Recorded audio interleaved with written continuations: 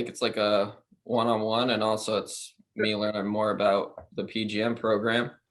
Um, yeah, so essentially what our goal was with the APA was to set up like a mentor hour for Todd or anybody from the Education Center to answer some questions that our associates needed assistance on, and then also like a roundtable discussion if we had multiple people on level 1, level 2, or level 3 on best ways to organize their clinics and video lessons, especially during COVID. Any suggestions that could help us along the way. Just anything beneficial for us. I mean, I know we can give a call to the Education Center and talk everybody's ear off on different questions, but also it's good to have a different environment to answer things. So Jacob, what level are you currently in now? I'm level 1. I really haven't had a chance. It was kind of a new facility, obviously, that I became a part of, and I really haven't done a whole lot with it. I've read through the materials, I've overviewed each one, but no, I haven't done it, and it's been, I guess, 2 years now or whatever. So kind of need to get that ball rolling. So any advice on how to, I don't know, set it up, what I have to do, that's kind of what I wanted to get on board, and just kind of pick y'all's ears on thoughts and how to move that forward. I'm a pretty good student. I did my bachelor's degree at Liberty, so studying won't be that hard. I just kind of have to sit down and do it, and I'm not trying to grow. I'm the only professional staff here. I kind of run the whole show, so it's kind of a lot of obligations on the golf aspect of things. So, trying to find time to do the paperwork and all that is challenging. But just some suggestions, thoughts. What do I need to do? And I don't know, kind of. That's why I'm here, I guess. That's awesome. That's and what I will say, number one is that a lot of the activities that you complete in that work experience portfolio in level 1, the front end activities are based on the case studies. So when did you have you been to seminars yet? No, I have not. Oh, sweet. So right now we're doing everything virtually, just like we're doing right here. And so beautiful. Yeah, so you'll sign up for a seminar. The seminars are $750, Okay. and then you come Monday through Friday, and we do for level 1, we have 3 days of. I'm sorry. What time are the seminars? They're 9 a.m. to 5 p.m. roughly, Monday through Friday, EST, Eastern Standard Time. So some of them will end early, some of them might go a few minutes over, but you can look. There's a schedule that's posted on pga.org. If you go to .org and then you go to events and then you search PGA PGM, then all the events will line up, and you can go down there and search for a level 1 that you want to attend, and when your schedule will allow it, and then you just sign on. Now, one of the questions that we field from time to time is hey, how much do I need to be online? Our druther would be that you're on camera and online the whole time. Sure. Now, if you're working, we have had this issue where you're behind the counter and you want to turn your camera off for a minute, wait on a customer. We have no issues with that. You're more than welcome to do that. If it becomes an issue where you're away for 2 or 3 hours, then you would probably need to look for another week to complete that program. But look, we get it, man. We're in this COVID world, and Sure. especially now in the wintertime, your staff is low, and you might be the only person there, and we get it. So, and we can work with things like that. So that's not an issue. I appreciate it. Yeah. So I would say to figure out which one you want to come to, and come, because what we do especially in the first 3 days is we go over those work experience activities that are required, that you're required to use the case studies with, and we fill out the answers to all the questions for those case studies, and we send that to you, and we send it to everybody in the class. What we do ask is that you put it in your own words about your own experience, but you've at least got the shell of what those case studies are all about. And then from the Right. case study activities, after the case studies activities, what follows are activities that you would do at your own facility, and you would use your own facility for those. And then, once you get a good handle on that, the teaching part, I think, is always the most difficult, although there are some pitfalls in level one. And let me tell you just about the pitfalls in the business side of it, what we see on our side. Number one is the financials. We find that a lot of associates don't have a really good handle on the financial aspects of it, specifically linear trend. We ask associates to do linear trend and analysis, and basically we give you the information, and if you can remember, which I know you can, the formula, year 2 minus year 1 divided by year 1, and pretty much, I think we give you 3 to 5 years, and then actually 4, and then you add those 4 up, divide them by 4, and that's going to be your forecast for the next year. So it's pretty simple, but people get hung up on it a little bit. That's one of the biggest pitfalls in level one. The other pitfall in level one is customer relations. And while you're probably thinking, how do you get mixed up on customer relations? That's what I do every day, and I get it. However, we have a performance system that you use, and we have the interpersonal skills and the interaction strategies that work together and it depends on what you want, out of the interaction. Do you want compliance? Do you want, agreement? Do you want, participation or commitment? And then where to go and what to do. So what I'm going to tell you is, to figure this out, there's a chart. It's figure 8, and I think it's on page 30 of the customer relations manual. If you can look at that chart and memorize that chart, you'll get 100. I mean, it's all right there. It's on page 30 of the customer relations course manual. Okay, thank you. Yeah. And there's 7 interpersonal skills, 4 interaction strategies, and then you want to get to the 4 things that we just talked about, and how do you get there and what do you use. So for instance, if you were wanting compliance, the interaction strategy that you would use would be the directing strategy, and then the interpersonal skill that would go along with that is stating your purpose clearly.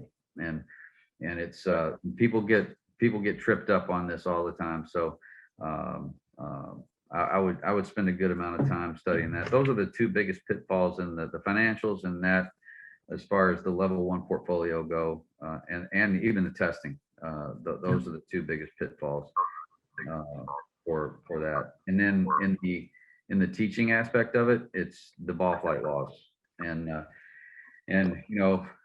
ever since Gary Wiren came out with the teaching manual in 1972 or whenever it was, there has been a myriad of people that say, well, the ball flight laws are wrong, and this and that, and you have to go back. They're not wrong. Did we add 1? Yep, we did. There was 5 in the original book. There's now 6. And to Gary Wiren's defense, he wrote this book when there was literally probably 0 technology available for him. And now we have TrackMan and other things, radar that tells how far the ball goes, and what blade of grass it's going to land on when it lands. And I mean, it's pretty incredible what we have. And so we've added a ball flight law, and that's dynamic loft, and it goes along with the other 5. So if you know the 6 ball flight laws, and you can break someone's golf swing down according to those ball flight laws, you're not going to have any issues with that. But I will tell you that that's probably one of the biggest pitfalls in the testing, but also in the portfolio, it's the videos and getting the proper videos together and available and submitting them on Canvas. And Canvas is the learning portal where all your information is and where you'll upload all of your information for your portfolio. If you have any issues whatsoever with any of that, along with things like this, we have a mentor line, and we have a phone mentor line, and we have a email mentor line. Are you familiar with those? I can figure it out. Is it on the PGA.org website or? It is, and the phone number is really easy. It's 866-866-3382, and it's option 6, and that'll get you straight into the mentor line on the phone, and we've got about 14 people there that can help you in one way or the other, and happy to do it. And listen, our goal as a department, and I share this with everyone that we come across that comes into the seminars, is that we're here to help you. So contrary to popular belief, we don't try to weed people out of level 1. Our happiest moment as a department is when you stand next to us with comma PGA behind your name. So we're here to do whatever we can do. So in level 1, pretty much those are the biggest pitfalls that you're going to face in the portfolio and the testing. I will tell you, there's a couple of differences between what maybe some people that stand next to you in the pro shop. I don't know if they all went through 3.0 or 2.0 or what they went through, but there's a couple differences in the 2.0 and 3.0. One of the differences is that you have access to your portfolio the day that you sign up for the level. Didn't used to be that way. In 2.0, you couldn't get to your portfolio until you attended the seminars. So you have access to that portfolio today in 3.0, and you can do as much as you want to do. We don't recommend that you complete it all before you become the seminars, because there are some things that are going to happen in the seminars I've already discussed that you're going to be able to just put right into that portfolio, and wordsmith it a little bit, obviously, but you're going to have a lot of it done. So you can go ahead and do it now if you want it. And then if you come to seminars and you figure out there's some things that, you need to change, you can go back into it and change it. It's not an issue. And we'll help you. If you have any questions whatsoever about any activity, you can call us anytime, and we'll help you through it. What we won't do though is that we won't look at your portfolio until it's 100% complete. So that's a little bit different as well. We weren't able, we are able to look at it right now, but we won't. And we don't want to, because we want to help you along the way instead of going into it and looking at the whole thing and saying, this is what you need to fix. So, and the other difference in the portfolio grading is that it used to be that, if you had 70% correct, and, you were going to get a pass. Right now, you have to pass every activity. There's 23 activities, I think, in level 1. You have to pass every activity for that portfolio to be approved. And then another big difference in the 2 programs is in testing. We publish the test questions, and what I mean by that's good news and bad news. The good news is we publish a test question. The bad news is we publish the test questions. And what I mean by that is that the test questions, every test question that we have is in the bank that you have access to right now. But the bank is about 500 or 600 questions. We only ask a couple hundred of those. So, they're there, but you got to look, and you don't know which ones are going to be on the exam. That's the biggest problem. Sure. The second biggest problem is we don't put the answers on there. So we don't, like, if we ask a multiple choice question and we said which ball flight applies to, I don't know, angle of attack, no, that'd be a ball flight ball. But applies to, which way the ball goes and how. And then we list, and on the test question, we would list the ball flight laws like A, B, C, D, and you would pick one of them, right? Well, we don't do that. We talk in general terms with the question on the bank that you have. And that is, can you explain what the angle of attack does, what the angle of attack is all about in the ball flight laws. So it's, and it's going to send you right back into the content to figure out, what goes where and why and how and things of that nature. But it is an excellent tool to help prepare you for the test. I wouldn't rely on that. What I always tell people in the testing atmosphere is that, look, all the test questions that we come up with come from the learning outcomes. In each course, there's learning outcomes. If you can look at the learning outcomes and then go into the content and then figure out what content applies to what learning outcome, you're not going to have any issues whatsoever. And that's where the questions come from. And then go into the testing document, and you'll probably start seeing questions that line up to the learning outcomes, and again, that will better prepare you for the exam as well. So that's basically, level one in a nutshell. Any questions that you would have about level one? Sure. So before signing up for the seminar, right, which is going to be conducted via Zoom, how familiar should I be with each module? Should I have studied it 80 hours? Should it have been just, overview? I mean, what do you recommend on that? I mean, are they going to teach the same information that I'm going to learn by just reading it myself? How does that process work? And then how long after that do I take a test? That's a great question. A couple of great questions. One is that, I would be prepared as I could be. I would read through the material, and then there are some pre-seminar activities in the material. We don't collect them or anything like that, but they're there just to help prepare you for the seminar, to be so that you can be involved in the seminar. And so I would read the material for certain, and then jot down some questions that you may have about the material to be able to ask in the seminars. The seminars are there basically to bring life to what you've been reading and what you've been learning, right? I mean, think about it. You could go to college and read the books and probably, not go to class and ended up passing the class. I don't know how, I don't know if you're going to make an A or not, but yeah.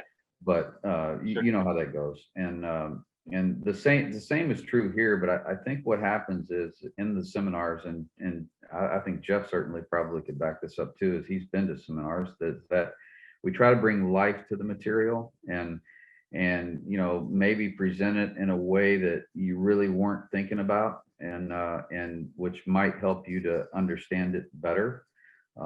It may not. I mean, you may be the smartest guy in the world, I don't know, but and you may have it all figured out, and that's great. But I think that there are some things that we'll go over, that you'll learn in there, that will help you along the way.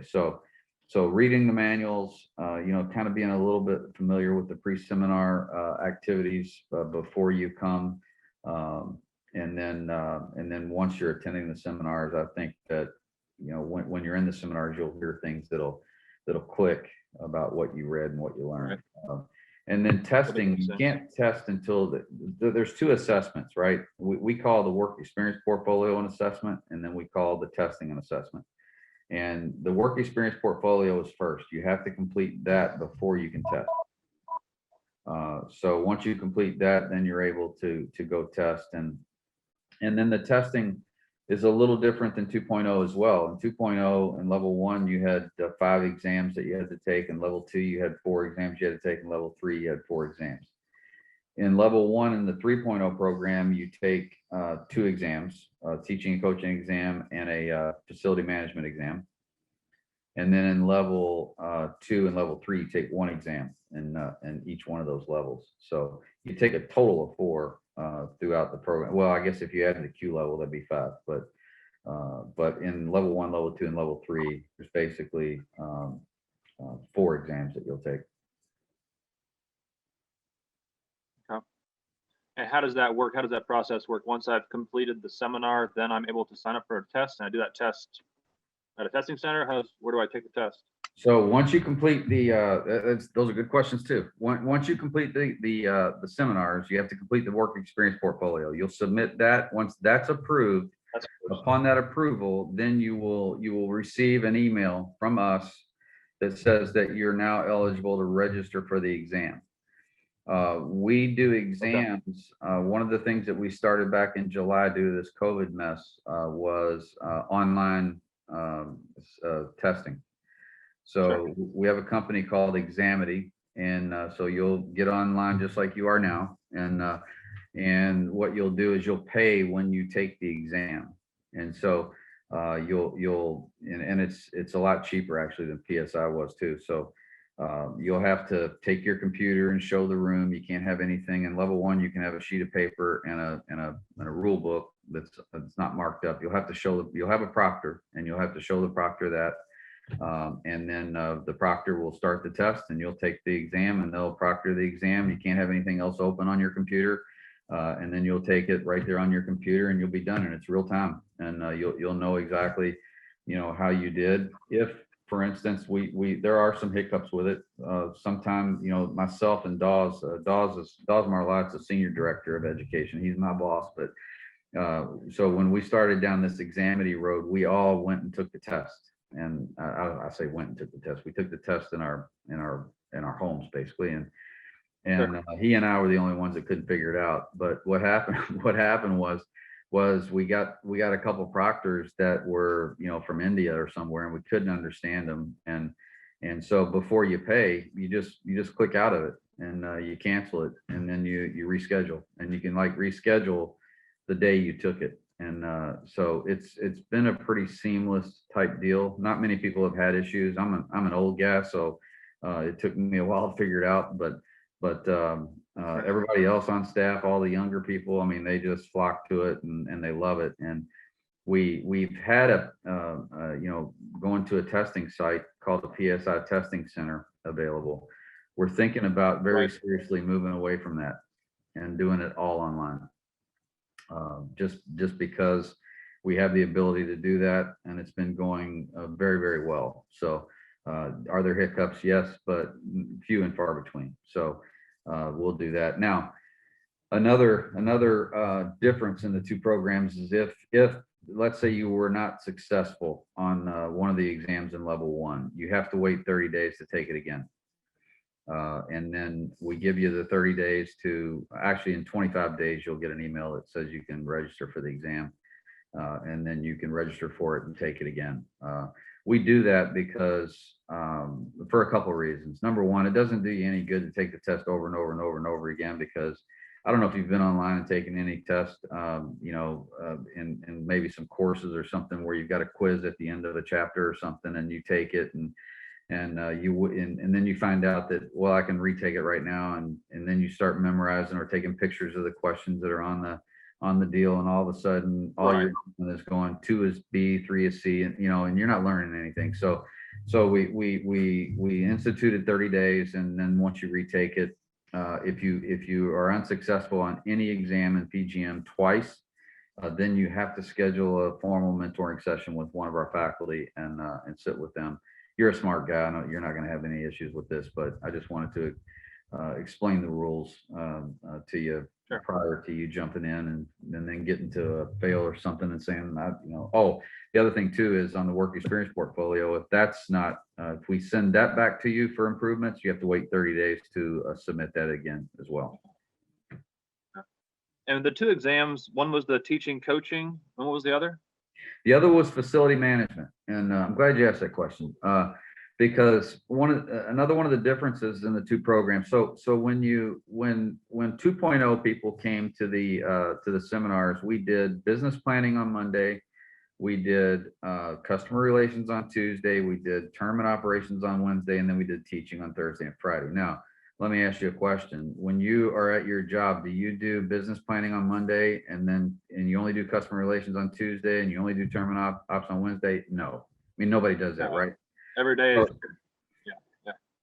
Every day is all of it, right? I mean, you're doing a little piece of all of it every day. And so what we did was we integrated all of the subjects into what we call facility management. So the first 3 days of the seminar, you'll go through all those subjects, but you'll be in and out of them. And just like you are at the golf course every day. So we think that that's, again, a better way to present it and a better way to learn it as well. So that makes sense, actually, very much. Yeah. Now, Todd, I have a question. is it after level 1 or after level 2 when you have to decide what area you want to focus on, whether it's teaching or and coaching or golf operations? Another great question. So level 1 is what we call our core level. And that's like, and if I can go back to the analogy of college, that's like doing your general requirements in your freshman year, your sophomore year, or whatever. Then you specialize right after that. So level 1 is your freshman and sophomore year in college. Level 2 is where you have to specialize. So once you complete everything in level 1 and you go to sign up for level 2 access to the material, you will have to choose a career path. And you'll have to choose a career path of which to complete level 2 and level 3. So you'll complete both of those levels in the career path that you choose. You can't change career paths after level 2. It has to be after level 1, and then you complete level 2 and level 3. The career paths are golf operations. That's what we've been doing for 100 years. That's what all of us went through. That's what that they're older and in business school and things of that nature, in 1.0 and 2.0, and so we introduced career paths in 3.0. So golf ops, if you want to be a head pro, run the golf shop in the golf operation, that's probably what you need to do. In level 2 and level 3, you'll get the same as you got in level 1. You'll get 3 days of facility management and 2 days of teaching and coaching. If you're going to be a teacher for the rest of your life, and that's what you want to do, and there's the teaching and coaching path. So the teaching and coaching track, you would do that in level 2 and level 3. There's hardly any business in that.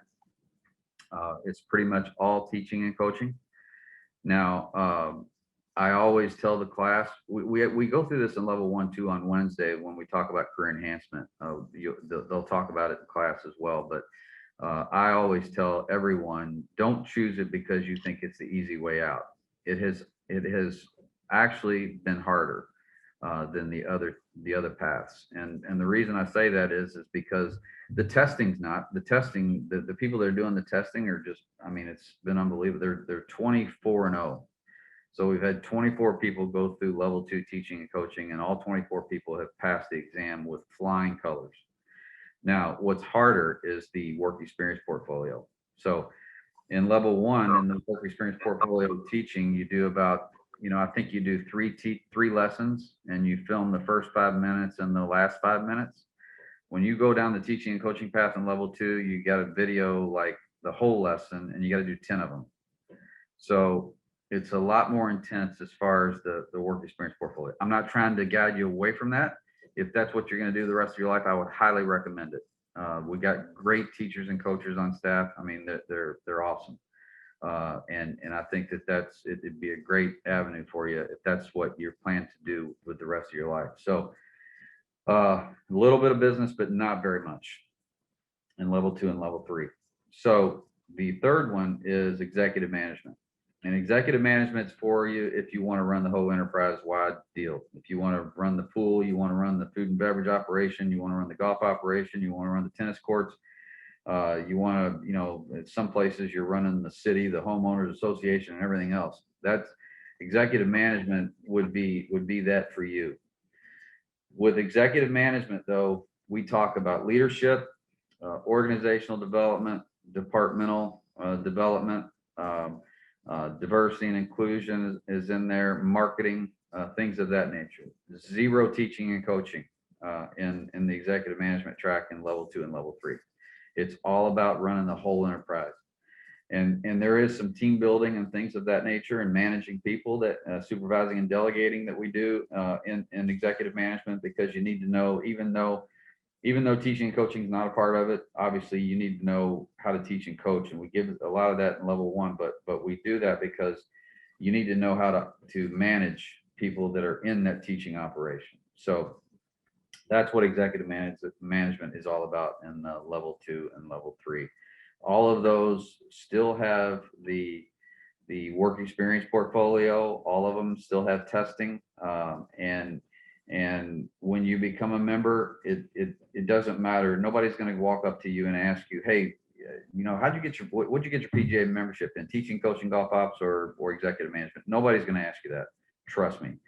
That you're going to have comma PGA behind your name, and it carries the same weight whether you're in golf ops, teaching and coaching, or executive management. So that's a decision that you will have to make after level 1. Now, I always do tell everyone is if you choose, and let's say when you become a member, you decide that you're going to go down another path, that's fine. We have 3 programs after you become a member. One's the specialized program, one is the certified program, and one is the master professional program. And that's a stair-step program. So specialized is first. If you want to change your career path once you become a member, you can do that, and you can do it in specialization, and then you follow that on up through certification, and then the master professional program. That's all available to you after you become a member. Awesome. Does that answer your question, Jeff?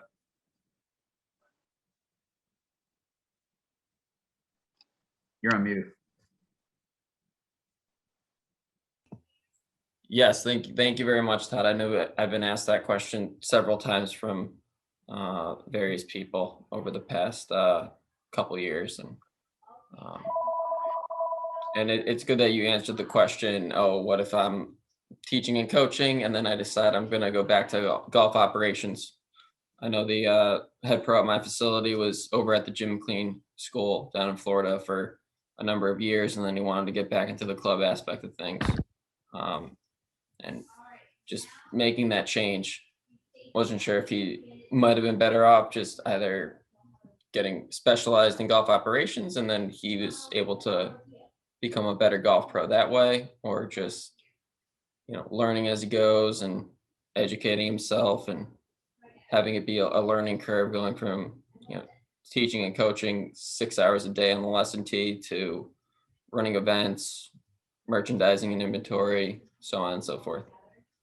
Yeah, that's quite common, and that's quite common across all the career paths. Is that they'll say that they'll make a career change. We see it all the time. We see it in I've seen it in the master professional program where somebody will come in and they're doing teaching and coaching, but they present a great player development program, which they don't talk about their teaching philosophy or anything like that in player development. And so we ended up having to combine the two because it was just a little murky about what they wanted to do and which way they wanted to go. So yeah, it happens quite often, but hopefully now that we've got these things in place, you can change your path, and after you become a member, you certainly the ramifications are if you choose it at level 2 and then you go through level 2 seminars and then you say, oh, I want to switch it, that you can do that, but then you got to go back to level 2 seminars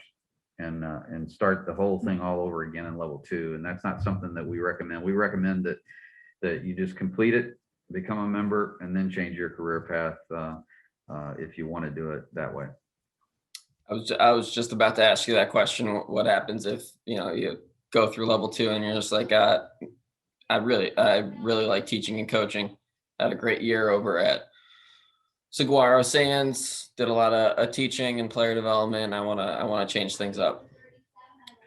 Yeah, I think we might have had 1 or 2 people that ended up doing that, which I didn't understand it, but it's their decision, right? And if they wanted to spend the extra money to do it, then that's good. But what I don't want to happen is that they're out there saying that we're money grabbing again. We're trying to get all their money and all. It's like, no, we're not. We're trying to make it as seamless as we can. And I will tell you too, another thing, that right now all of the seminars are virtual, and they will all be virtual through this year, through 2021. We plan on being in our new building in Frisco, Texas, actually in October or November, but it's going to take us a couple of months to get up to speed. And then we will start in-person seminars, hopefully in January of 22. And what we will continue to do level 1 seminars virtually forever. It's been unbelievable, the response that we have gotten from associates going to it, and it's gone up the chain. And so now leadership is saying, well, let's just do level 1 virtually forever. And so that's what we're going to do. And level 2 and level 3 though are pretty tough, especially in the teaching and coaching. I mean, and Jacob, you probably know this, being around your dad, all your life, is that, you can't, you have to dig in the dirt, and you have to see somebody hit a golf ball, and you have to see the ball fly, and to be able to do teaching and coaching virtually for all three levels. Yes, we're muddling through it right now, and it's been great, but it's not the best.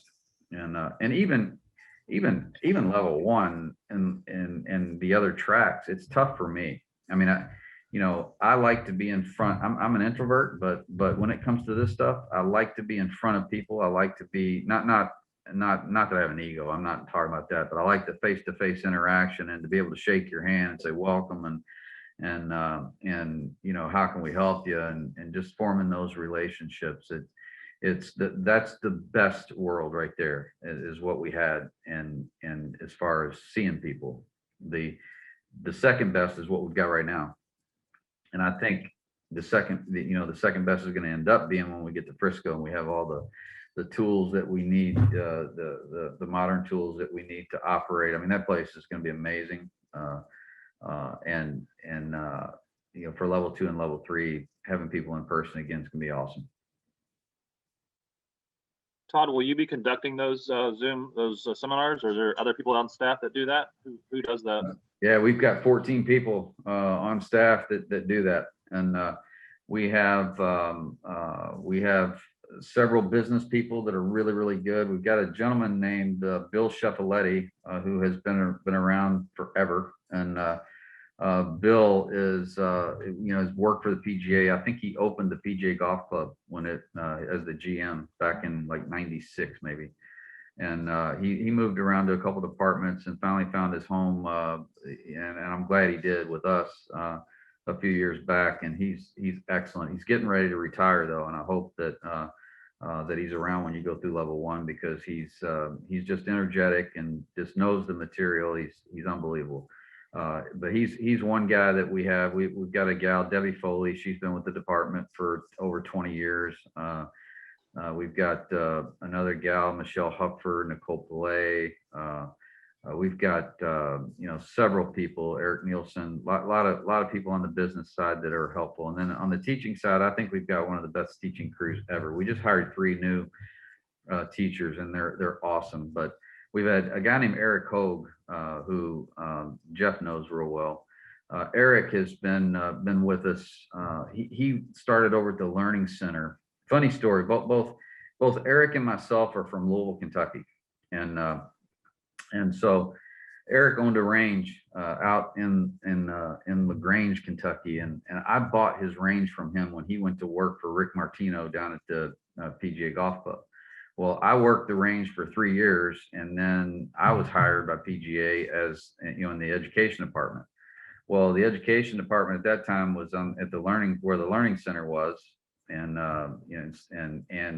so he was working right across the parking lot from me. And so then they made some changes, and he ended up coming to work for education. So we're both in the same building. We were in the office. The only difference between us is he's a big Kentucky fan and I'm a big Louisville fan. So, and I say that real quietly too, because Louisville just got waxed over the weekend by North Carolina. But anyway.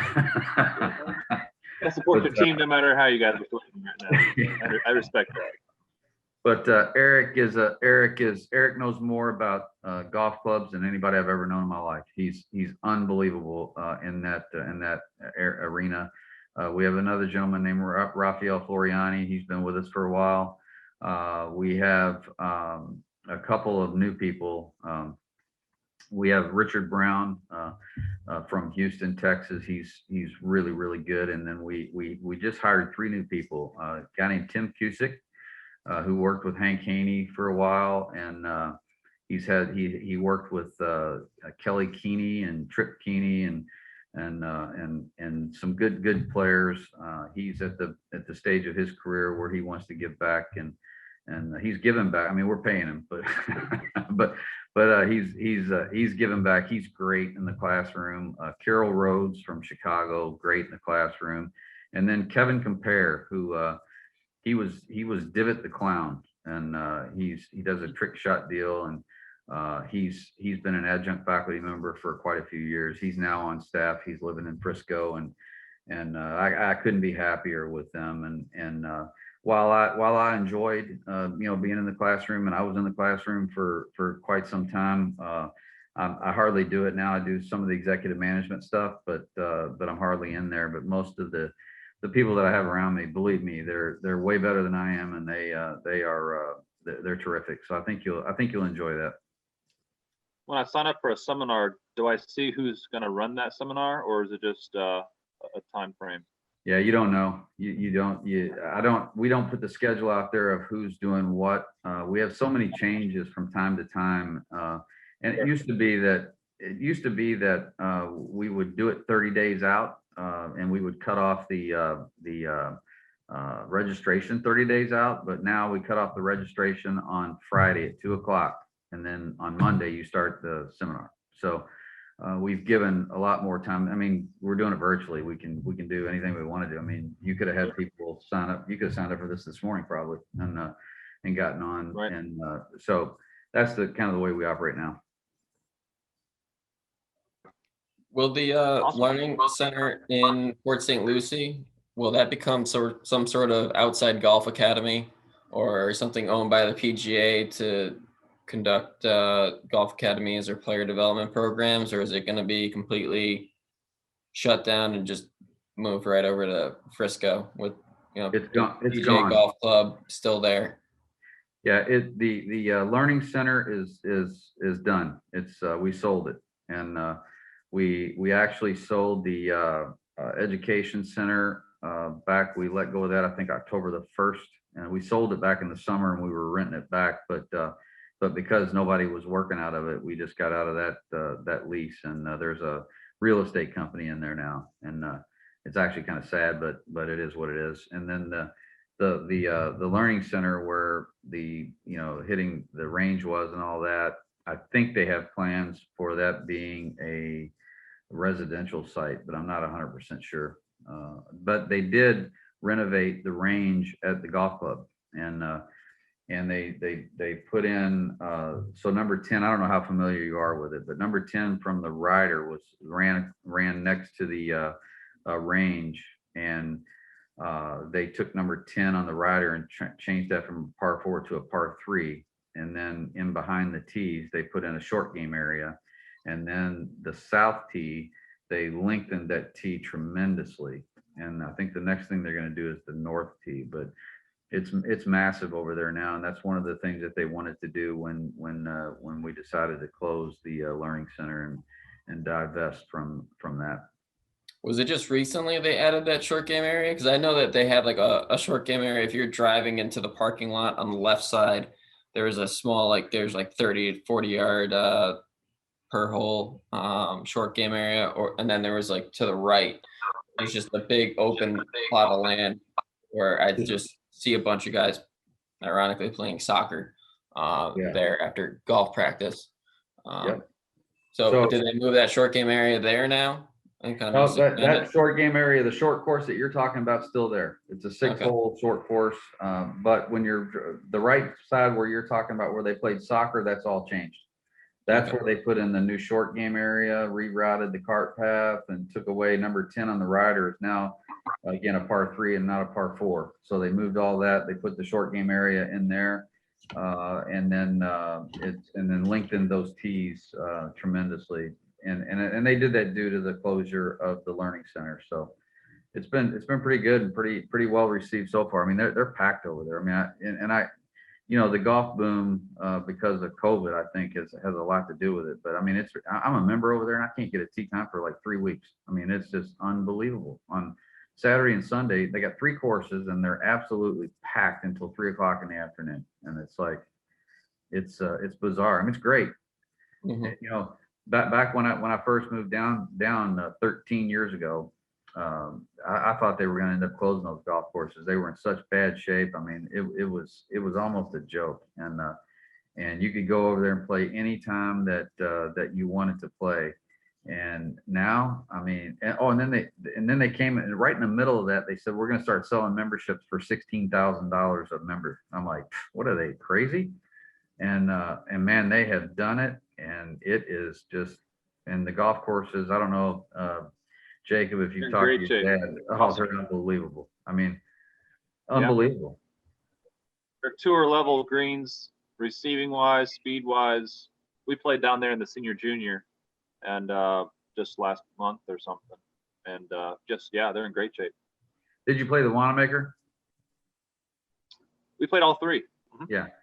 The Wanamaker seemed that seemed to be a course that they were utilizing a lot for a lot of the tournaments, and man, you just breathed on it and on the green, and it was just gone. Great. Yeah, it was fun.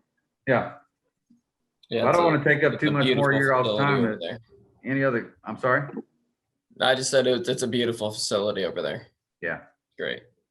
Yeah, it is. It's wonderful. And again, I don't want to monopolize your all's time, but any other questions or anything that I can help you with today? This has been great. Thank you so much, Todd. Really appreciate you. No problem. And you know what? I'm going to give both of you, all three of you, my cell number, and you can share it with anyone if you got any questions whatsoever. And if I don't answer, leave a message. I will call you back. But it's 772-240-4204. Lots of zeros and fours and twos. Thanks. You bet. And you can call me anytime. I'm available pretty much 24/7. Though the mentor line, we only answer that from 8 a.m. to 5 p.m. Monday through Friday. Any other time you can leave a message on that if you want to. I sometimes look at that on the weekends as well. There's also a mentor email that we respond to, but you can call me anytime. I'm happy to help. Yeah, Todd, thank you very much for hopping on and discussing the program with us and best practices, and we really appreciate it. Thank you very much. No problem, Jacob. When you get to level 2, let me know. We'll discuss that too. Awesome. Really appreciate it. We'll do. Got it. You guys have a great day. Yeah, Jacob, thanks for hopping on. Thank you, Yeah, you Christine. bet. Thanks, Jeff. Bye-bye.